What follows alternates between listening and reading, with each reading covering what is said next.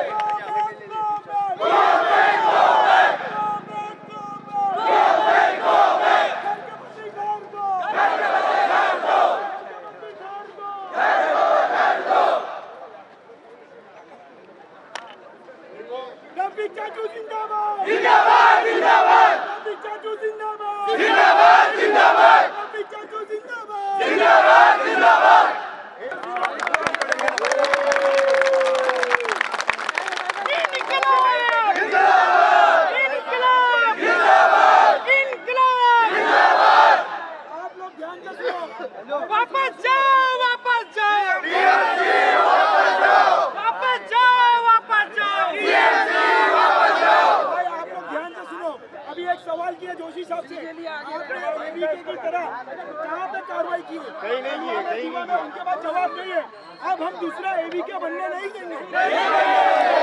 घर देंगे तो हम जाएंगे, नहीं तो नहीं जाने वाले। ये तो हमारा जनाजा जाएगा। अब कोई घर नहीं हो जाएगा इंशाल्लाह। रफीक कामदार जिंदाबाद, रफीक कामदार जिंदाबाद, रफीक कामदार जिंदाबाद। बेटा थोड़ा आगे जाने दे बेटा। घर का बदली घर दो, घर का बदली घर दो, घर का बदली घर दो, माइक लो माइक।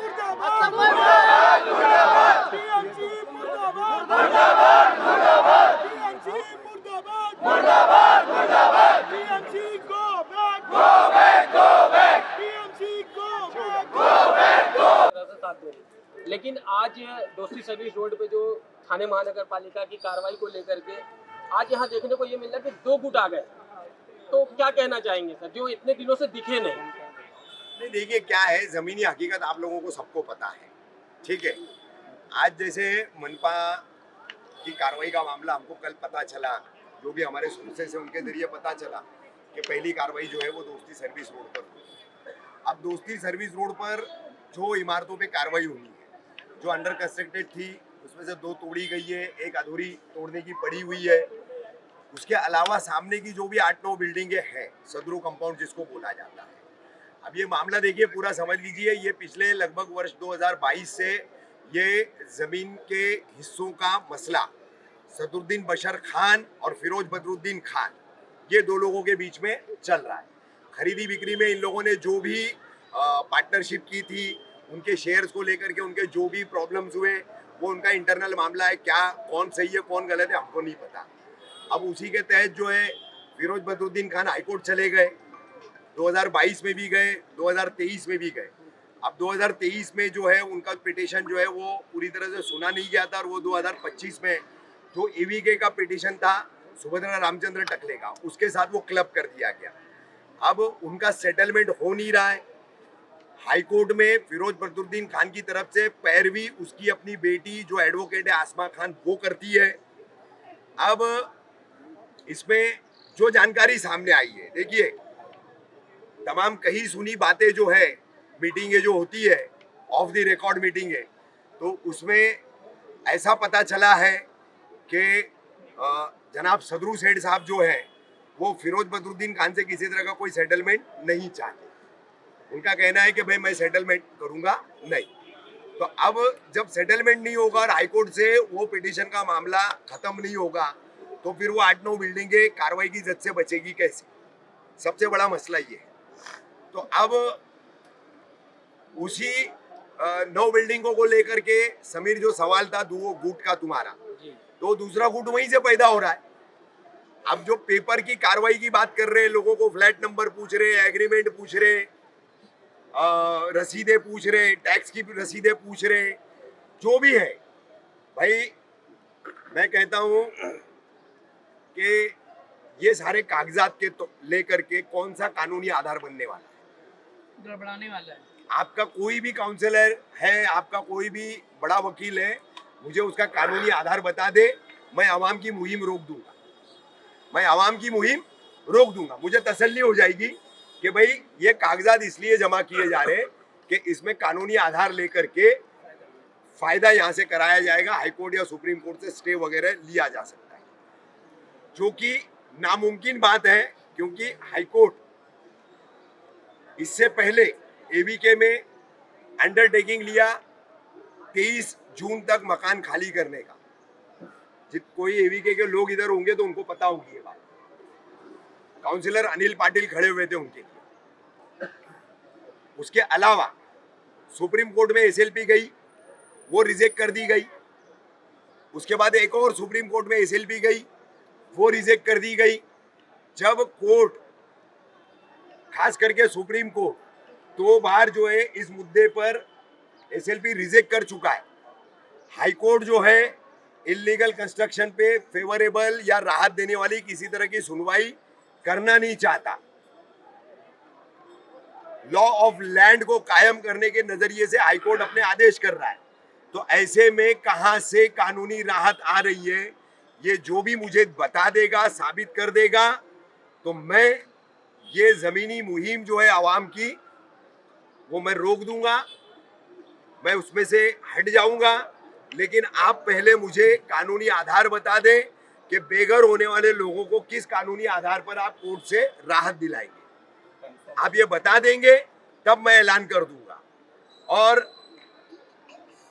जो लोग कहते हैं कि जमीन पर उतरने की जरूरत नहीं है, लोग गली मोहल्ले में घूम के क्यों डर फैला रहे, क्यों लोगों को गुमराह कर रहे, तो फिर आज तुम लोग क्यों सड़क पर आए? ऐसी बात है कि ये इतनी आवाम जो है रफीक कामदार के कहने पर, समझाने पर, सारी चीजें एक्सप्लेन करने पर, समझ करके जो इकट्ठी हुई है, हर कोई अपना मकान मालिक जो है, फ्लैट ओनर जो है, वो इकट्ठा हुआ है, बिल्डिंग के रहने वाले तमाम लोग इकट्ठा हुए हैं। तो वो जो इकट्ठा हुए हैं तो वो क्या गलती कर रहे हैं? और जमीनी लड़ाई की जरूरत नहीं है तो फिर आज आपको आने की जरूरत क्यों पड़ी? हाँ, कहीं ना कहीं उन्होंने ये भी कहा था कि किसी को कहा, मतलब रोड पर आने की जरूरत नहीं है। हाँ, कई बार कहा है, आज खुद ही रोड पर है, कई बार कहा है। देखिए पहले भी कहा है, अभी एक वो जो फैक्ट फाइंडिंग कमेटी बन के आई है, वो जो चल रहे, वो भी कह रहे कि भीड़ की इकट्ठा करके काम नहीं होने वाला। वो इस्माइल बाटली वाला साहब का मैंने वीडियो देखा। तो भाई आप जो है ना, यहाँ पर ठोस तरीके से बता दो आप कानूनी तरीके से क्या राहत दिलाओगे, क्योंकि कार्रवाइयों का दौर जो है ना वो जारी है और वो इसी अवाम के प्रेशर के चलते ही रुका हुआ है और कोई तरीके से नहीं रुका हुआ है। अगर कोई और तरीके से रुका हुआ है तो मुझे लाकर के साबित कर दे। इसमें जो भी अवाम इकट्ठा दिख रही है तो हमको कहीं ना कहीं शिंदे साहब की मदद मिल रही है, इसके अलावा और कुछ भी नहीं है। अवाम की ताकत, शिंदे साहब की मदद, ये एक ही फॉर्मूला इस पर काम कर रहा है। दूसरा कोई फॉर्मूला आपके पास है, काम कर रहा है और वो रिजल्ट दे सकता है, आप बताइए, हम एक्सेप्ट करेंगे। लेकिन खामखा की अफवाह वाली बातें, लोगों को डाइवर्ट करने वाली, गुमराह करने वाली बातें बनाए मेहरबानी मत करो। हर आदमी अपनी छत बचाने के लिए लड़ रहा है, हर आदमी। तो वो लड़ाई जो है डाइवर्ट हो रही है। आप अलग अलग मुद्दे लोगों को समझा रहे हो। रोजाना 50 लोग यहाँ फोन करते हैं, अरे वो पेपर मांग रहे, क्या करना है, देना है नहीं देना है, हम क्यों बताएं भाई? आप लोगों को इकट्ठा करके खान कंपाउंड, अचार गली, भोलेनाथ नगर, शिवली नगर, तुम्हारा ग्रीन पार्क, दोस्ती सर्विस रोड, खरडी रोड का पूरा इलाका, सब आवाम की आप मीटिंग लेकर के बोलो ना कि आप कानूनी राहत क्या दिलाने वाले हो, क्या आधार है उसका, क्या बेस है उसका, ऑन विच लॉ पॉइंट आपको जो है स्टे मिलेगा, हाई कोर्ट से या सुप्रीम कोर्ट से? क्लियर करो हमको, क्योंकि अब तक जो चीजें सामने आई है कहीं पर भी कोई कानूनी आधार पर टिकती नहीं है और उसमें राहत मिलने वाली नहीं है। तो रोड पर आप आ गए हो तो आपको आना पड़ा रोड पर, क्योंकि आपको पता है कि ये कागजी खेल जो है वो कहीं काम आने वाला नहीं है, इतना समझ लो। तो लोगों को गुमराह मत करो, डाइवर्ट मत करो। मदद वाला, लोगों के घर बचाने वाला जो भी कदम उठा सकते हो उठाओ, लेकिन अच्छा और वो फ्रूटफुल हो। डाइवर्ट करने वाला, ताकत को जो है डिवाइड करने वाला, लोगों को अलग अलग गिरोह में बांटने वाला, ऐसा कोई भी काम प्लीज मत करो। रफीक भाई, जब हम लड़ाई लड़ेंगे, जब हम जमीन पर कब्जा करेंगे, तभी तो हमारा कुछ पेपर बनेगा। नहीं हाँ? हाँ? जब हम लड़ाई लड़ेंगे जी, किसी भी देशों से जो लड़ाई होती है, तो एक दूसरे देश से लड़ाई जब होती है तो जमीनी जो लड़ाई होती है उस पर कब्जा किया जाता है। कब्जा करने के बाद जब हमारा झंडा गड़ जाता है कि हमारा यहाँ तक हमने लड़के जीत लिया, तब जाके मेरा पेपर बनेगा ना। सीधी सी उसके बात पहले है। तो नहीं बनने वाला ना। सीधी सी बात हाँ? है, सीधी सी बात है। ऐसे हम पेपर कहाँ अब ले इसमें- जाएंगे? कौन इसमें कबूल छोटा करेगा सा कि मेरा क्या खुलासा मैं पेपर करूं। है? खान मैं कंपाउंड अपना इलाके जब में अपना दिखाऊंगा ना। हमारा यासीन है, यासीन कुरैशी है। आज एक जगह इकट्ठा होकर अपने रफीक भाई के पीछे रहोगे तो इंशाल्लाह अपने को कामयाबी मिलेगी, यकीन के साथ। इंशाल्लाह मुझे भी उम्मीद है और सभी को उम्मीद होगी। ऑटो का ये भी कहना है कि तो अभी भी वहीं पर बैठे कुछ यहाँ पर वापस जाओ। ये सारे नजर आते हैं जो वो चाहते हैं कि यानी मैंने एक को अगर बुला लिया तो यानी इसके पीछे मेंढा होता है ना, जानवर होता है ना, एक अगर जा जाता है उसके पीछे निकल जाती है। उसको ये नहीं मालूम है सही रास्ता है गलत रास्ता है। वो जब एक गिरता है दूसरा गिरता है तो तब वो वहाँ पे रुक जाता है। तो तब ये गिरने के बाद उनको समझ आएगी, उससे पहले नहीं आने वाली। ये अनम पैलेस एक जीता जागता उदाहरण है हाँ। कि आप लोगों की जो एकता बनाई थी तभी अनम पैलेस अब तक के कायम है। मैं ये कहना चाहता हूँ, अनम पैलेस जो बचा उसने बोला था घर में बैठकर काम करो, कुछ नहीं होगा, जमीनी लेवल पे उतरने की जरूरत नहीं है ना। तो जब रफीक भाई ने जब मैसेज देके सबको बुलाए दूसरी बार, दूसरे दिन तीसरे दिन, तो तब क्या हुआ?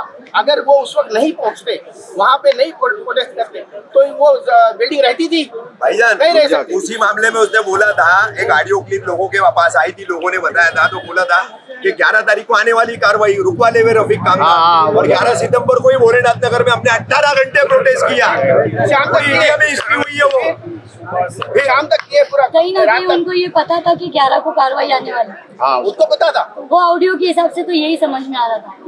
फिर उनका ये कहना था कि आप लोग घर में बैठे रहो, फिर आज वो खुद ही सामने नजर आ रहे वो इसलिए नजर आ रहे हैं ताकि सिर्फ पब्लिक को दिखाने के लिए और आने वाले इलेक्शन के अंदर वो अपने आप को यानी अपना तस्वीर छपाना, वो जो इंसान बैनर पे अपना फोटो शिंदे साहब लगाना को क्या चाहता कहना है, चाहोगे? एक वो जो शिंदे इंसान साहब- बैनर पे अपनी तस्वीर लगाने के लिए दुनिया के सामने बोलना चाहता, चुपके से जाके बोलता है कि मेरी फोटो क्यों नहीं लगा, तो वो फुटेज खींचने के लिए काम कर रहा है, तो वो इंसान क्या करेगा जमीनी लेवल पर? शिंदे साहब को क्या मैसेज दोगे? क्योंकि कहीं ना कहीं ये शिंदे साहब का भी नाम कहीं ना कहीं बदनाम किया जा रहा है। अरे शिंदे साहब की मेहरबानी है, मेहरबानी कैसे बोलो तो हमको रफीक साहब ने वहाँ पे लेके गए। अगर ये नहीं ले जाते तो हम तो ये जानते हैं कि शिंदे साहब करते हैं, लेकिन हमारी वहाँ पहुँच ही नहीं। तो हमको ले जाने वाला जो शख्स है वो जिसने हमको रास्ता दिखाया, सही सच्चाई का रास्ता और अच्छाई का रास्ता, तो हम उसको बोलकर इन लोग की तरफ में जाना यानी सबसे बड़ी बेवकूफ़ी और सबसे बड़ी नादानी। अपने पैर पे कुल्हाड़ी अपने हाथों से मार के लेना। मैं लोगों से अपील करूंगा कि रफीक चाचू ने जो मुहिम शुरू की है, प्लीज रफीक चाचू के साथ रहे। अगर कोई आप लोगों को डाइवर्ट करता है तो वहाँ पे मत जाइए। ऐसा है कि ये कोर्ट से अगर ऑर्डर किसी बिल्डिंग का निकला है तो लोगों के डॉक्यूमेंट जमा करके, उनके नाम पूछ करके, उनके रूम नंबर पूछ करके, एग्रीमेंट चेक करके ये कोर्ट पे कुछ साबित नहीं कर पाएंगे। तो सही बात तो ये है कि रफीक चाचू ने भी थोड़ी देर पहले ये चीज़ बोले थे कि अगर अपने को जीतना है तो ज़मीनी लड़ाई लड़नी पड़ेगी। और हमको अगर कोई हक दिला सकता है तो वो सरकार ही दिला सकती है, और सरकार से हक लेने के लिए ज़मीनी लड़ाई ज़रूरी है। तो इसीलिए हम लोगों को ज़मीन पर रह करके चाचू के साथ शाना बाशाना चलना है और उनको सपोर्ट करके हमें ये जंग जीतनी है। बस मैं इतना ही कहना चाहूँगा कि किसी के बहकावे में ना आइए, किसी के बहकावे में जाइए मत, और चाचू के साथ चलिए, और इंशाल्लाह हम लोग जो है बहुत जल्द ये जो मामला हम लोग का चल रहा है बहुत जल्द हल हो जाएगा। शिंदे सर ने आप लोगों के ऊपर सपोर्ट करने का उन्होंने जो वादा किया था वो कहीं ना कहीं उन्होंने कायम भी किया, सारी चीज़ें उन्होंने सपोर्ट भी किया। पर उनके बंगले पर जिस दिन आप लोग गए थे रात के टाइम पे, ये क्राउड देखने के बाद, एकता देखने के बाद ही उन्होंने कहा, बिल्कुल बिल्कुल, क्या वो क्राउड नहीं नजर आता तो क्या वो आप लोगों का साथ देते? नहीं देते ना। कैसा है कि जब तक आपको अपनी लड़ाई खुद नहीं लड़ोगे, आपको आगे कोई बचाने वाला नहीं है। आपकी लड़ाई आपको खुद लड़नी है। अगर आप पैसा कमाओगे तो ही आपका घर चलेगा। आप बोलोगे मैं घर में रहूंगा और कोई तीसरा या चौथा या भाई या रिश्तेदार कमा करके दे देवे तो घर नहीं चलने वाला। आपको लड़ना है तो आपको उतरना पड़ेगा, और आप उतरोगे तो ही जीतोगे। कोई भी जंग आज तक ऐसी नहीं है जो बिना लड़े जीती गई है घर में बैठ के। तो इसीलिए जी बोलिए। जैसे थोड़ा एक रोशनी डालना चाहूंगा, एवीके की जब कार्रवाई चल रही तो सुप्रीम कोर्ट भी गए, एवीके वाले टेनेंट लोग गए थे, बिल्डर्स नहीं गए थे, मगर सुप्रीम कोर्ट ने उधर हाई कोर्ट को अप्रिशिएट करते हुए और उनको बधाई देते हुए जो दाखिल किए थे पीआई उनको रिजेक्ट कर, और हाई कोर्ट में भी यही हाल हुआ। और आज ये पेपर लोगों के जमा कर रहे हैं, गुमराह कर रहे हैं, और कुछ कोई आटली बाटली वाले लोग भी इसमें शामिल हुए हैं और लोगों को कहीं ना कहीं से गिराने का काम कर रहे हैं, इस मुहिम को तोड़ने का काम कर रहे हैं। उसको लेके आप क्या कहेंगे? देखिए, सबसे पहले तो मैं ये बोलूँगा कि आपका जो डेटा होता है वो आपका होता है पर्सनल। वो डेटा जो है ना भाई, जो जिनके बड़े बड़े कॉल सेंटर्स और बड़े बड़े कुछ बिजनेस होते हैं वो चलते हैं ना, तो उन लोगों से पूछिए कि डेटा कितने इंपॉर्टेंट रहते हैं। बेशक। ठीक है, तो पहली बात तो अपने डॉक्यूमेंट किसी अहरे गहरे के हाथ में ना दें। दूसरी चीज देखो, सीधी सीधी बात है, किसी ने मुझे बोला था कि ग्राम पंचायत है वो रजिस्ट्री हो जाती, तो वो एक समय था जब मुमरा में ग्राम पंचायत था तब वो चीज़ होती थी, लेकिन अब टीएमसी है। अब ये ग्राम पंचायत नहीं रह गया, इल्लीगल बोला जाता है इसे। आपकी टैक्स पावती पे लिखा रहता है इल्लीगल बांधकाम। ठीक है, तो उसको आप वापस से लीगल या किसी प्रोसीजर में जाके बाय कोर्ट आप कुछ नहीं कर सकते। तो इसीलिए इसकी सही हकीकत ये है कि आपको ज़मीन पे रह के ही लड़ना पड़ेगा। आप अगर ये सोचोगे कि कुछ डॉक्यूमेंट कोर्ट में सबमिट कर देंगे हमारे घर के एग्रीमेंट पेपर वगैरह, तो आप ये चीज़ समझ लो, ये जो नोटरी वाले जो पेपर होते हैं ना, सेल एग्रीमेंट, कोर्ट इसको रद्दी समझता है। अगर ये सेल एग्रीमेंट मान्यता रखते ना तो लोग रजिस्ट्री में इतना पैसा नहीं खर्चा करते, अपने घरों की जो रजिस्ट्री करवाते उसमें इतना पैसा नहीं खर्चा करते। ये कोर्ट को एक रद्दी है कोर्ट के लिए।